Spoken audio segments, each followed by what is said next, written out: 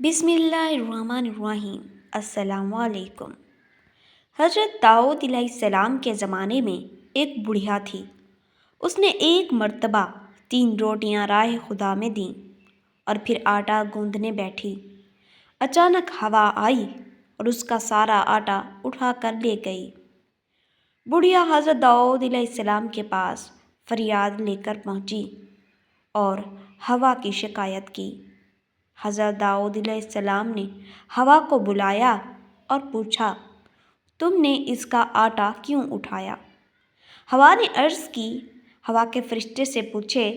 داؤد علیہ السلام نے اسے بلایا اور اس سے پوچھا تو اس نے عرض کیا، خدا سے پوچھیے۔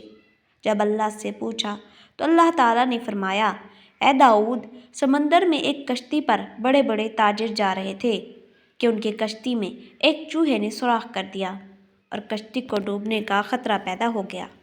میں نے ہوا کو حکم دیا کہ وہ یہ آٹا اڑا کر اس کشتی میں ڈال دے تاکہ وہ لوگ اس آٹے سے سوراخ بند کر لیں۔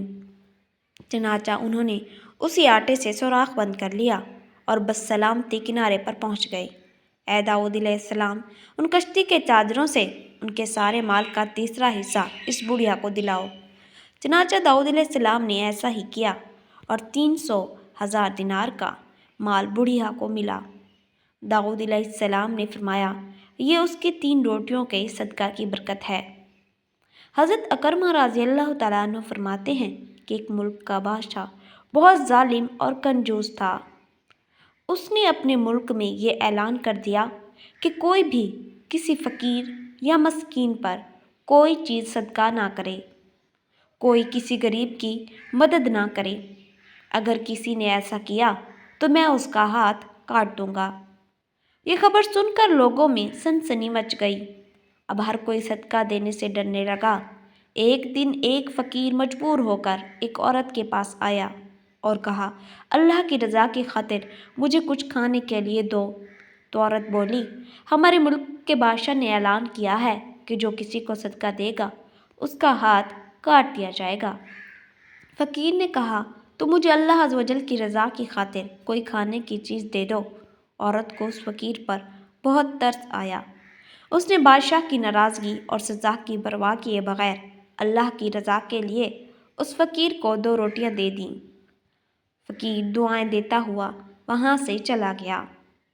جب بادشاہ کو یہ پتہ چلا کہ فلاں عورت نے 2 روٹیاں صدقہ کی ہیں تو وہ سخت ناراض ہوا اور پھر اس نے اس عورت کے ہاتھ کٹوا دیے اور اسے شہر سے بھی نکال دیا۔ اس عورت کا ایک شیر خواہ بچہ بھی تھا جسے اس نے اپنے کندھوں پر سوار کر لیا اور لے کر شہر سے باہر چلی گئی۔ راستے میں اسے بہت سخت پیاس لگی، پاس ہی دریا تھا۔ اس نے سوچا پانی پی لینا چاہیے۔ یہ سوچ کر وہ دریا کے پاس گئی اور جھک کر پانی پینے لگی۔ جو ہی وہ عورت پانی کی طرف جھکی، اس کے کندھوں پر سوار اس کا دودھ پیچا بچہ پانی میں گر گیا اور دریا نے اسے اپنے ساتھ بہانا شروع کر دیا۔ یہ دیکھ کر عورت نے پریشانی کے عالم میں چیخنا چلانا شروع کر دیا۔ اتنے میں اس کے پاس 2 خوبصورت نوجوان آئے اور اس سے پوچھا، تم کیوں رو رہی ہو؟ اس نے بتایا کہ میرا دودھ پیتا بچہ دریا میں گر گیا ہے اور میرے ہاتھ بھی نہیں ہیں جن کی مدد سے میں اسے نکال سکوں۔ عورت کی یہ بات سن کر ان میں سے ایک نے دریا میں غوطہ لگایا اور تھوڑی دیر بعد ہاتھ میں ننھے منھے بچے کو اٹھائے واپس باہر نکل آیا۔ عورت اپنے لخت جگر کو صحیح سلامت دیکھ کر خوش ہو گئی۔ اب دوسرے شخص کی باری تھی۔ اس نے اپنے منہ میں کچھ پڑھ کر اس کے جسم پر دم کیا جس سے اس کے دونوں ہاتھ درست ہو گئے۔ یہ دیکھ کر وہ عورت اور زیادہ خوش ہو گئی اور ان سے پوچھنے لگی کہ اللہ کے نیک بندو، تم کون ہو؟ انہوں نے کہا کہ تو نے ہمیں پہچانا نہیں؟ اس نے کہا نہیں۔ انہوں نے کہا، ہم تمہاری وہ 2 روٹیاں ہیں جو تو نے اللہ کی راہ میں صدقہ کی تھی، سبحان اللہ، جن کی وجہ سے تو تم مصیبت میں مبتلا ہوئی اور آج انہی کی وجہ سے تجھے مصیبت سے بھی نجات مل گئی۔ حضرت انس رضی اللہ تعالیٰ عنہ سے روایت ہے کہ رسول اللہ صلی اللہ علیہ وسلم نے فرمایا، صدقہ کرنا اللہ کے غضب کو ٹھنڈا کرنا ہوتا ہے۔ اور بری موت سے بچاتا ہے۔ اللہ کے غضب کو ٹھنڈا کرتا ہے کا مطلب یہ ہے کہ جو شخص اللہ کی راہ میں اپنا مال خرچ کرتا ہے اسے اللہ تعالیٰ دنیا میں عافیت و سکون کے ساتھ رکھتا ہے اور اس پر بلائیں نازل نہیں کرتا۔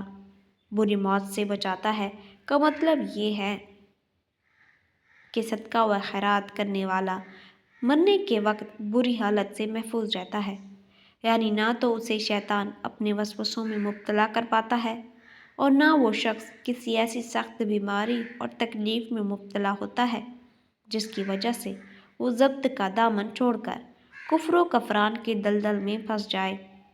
حاصل یہ ہے کہ اللہ کی خوشنودی اور رضا کی خاطر اپنا مال و زر خرچ کرنے والا خاتمہ بالخیر کی ابدی سعادت سے نوازا جاتا ہے۔